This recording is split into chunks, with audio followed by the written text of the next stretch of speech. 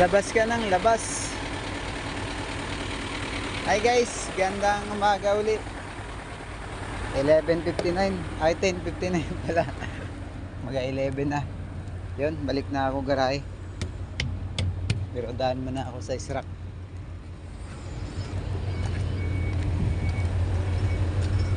Flat na. Wala na. Pwede pa naman itakbo. Guys, samahan niyo ako hanggang doon.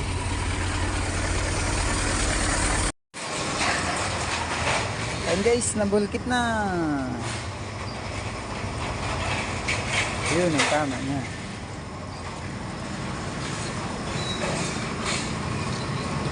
Hi guys, yun.